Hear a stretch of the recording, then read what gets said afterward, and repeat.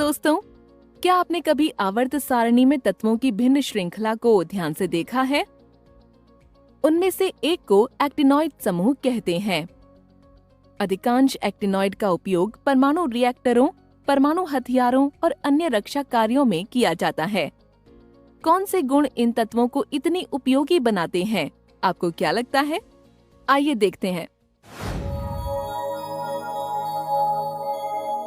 Thorium परमाणु क्रमांक 90 से लॉरेंसियम परमाणु क्रमांक 103 तक 14 तत्वों के वर्ग को एक्टिनॉइड कहा जाता है। आइए हम एक्टिनॉइड के कुछ गुणों का अध्ययन करें, जैसे कि ऑक्सीकरण अवस्था, चुंबकीय गुण और रेडियोधर्मिता। ऑक्सीकरण अवस्था एक्टिनॉइड का सामान्य बाह्य इलेक्ट्रॉनिक विन्यास होता है radon 86, 5f1-14, 6d0-2, 7s2। 5f, 6d और 7s उपकोषों के बीच ऊर्जा का अंतर बहुत ज्यादा कम होता है। इस प्रकार उनके सभी इलेक्ट्रॉन बंध निर्माण में सक्षम होते हैं। आइए एक्टिनॉइड द्वारा प्रदर्शित विभिन्न ऑक्सीकरण अवस्थाओं पर एक नजर डालते हैं। ये देखा जाता है कि इन तत्वों की प्रमुख ऑक्सीकरण अवस्था +3 होती है, जो कि लैंथेनॉइड की ऑक्सीकरण अवस्था के समान है। +3 अवस्था के अलावा एक्टिनॉइड्स +4, +5, +6, +7 ऑक्सीकरण अवस्था को भी दर्शाते हैं। ये जानने के लिए कि +3 प्रमुख ऑक्सीकरण अवस्था क्यों है, आइए हम एक्टीनियम का उदाहरण यहाँ पर लेते हैं। एक्टीनियम तत्व का इलेक्ट्रॉनिक विन्यास होता है 5f0, 6d1, 7s2। क्योंकि ये कक्षक नाभिक से बहुत दूर स्थित होते हैं, इसलिए 7s कक्षक से 2 इलेक्ट्रॉन और 6d कक्षक से 1 इलेक्ट्रॉन को आसानी से निष्कासित करके +3 ऑक्सीकरण अवस्था उत्पन्न करते हैं। +3 ऑक्सीकरण अवस्था में परमाणुओं के पास 7s और 6d उपकोषों में कोई इलेक्ट्रॉन नहीं होता और इसके अंदर भी +3 ऑक्सीकरण अवस्था प्रभावी होती है। चुंबकीय गुण। आइए अब एक्टिनॉइड के चुंबकीय गुणों को जानते हैं। अधिकांश एक्टिनॉइड तत्व अयुग्मित इलेक्ट्रॉनों की उपस्थिति के कारण अनुचुंबकीय होते हैं। आइए इसे परमाणु स्तर पर समझते हैं। हम जानते हैं कि अनुचुंबकीय पदार्थों में स्थायी द्विध्रुव आघूर्ण होता है। बाह्य चुंबकीय क्षेत्र की अनुपस्थिति में इन परमाणुओं के चुंबकीय आघूर्ण यादृच्छिक रूप से उन्मुख होते हैं और ऐसे पदार्थों के लिए कुल द्विध्रुव आघूर्ण 0 होता है।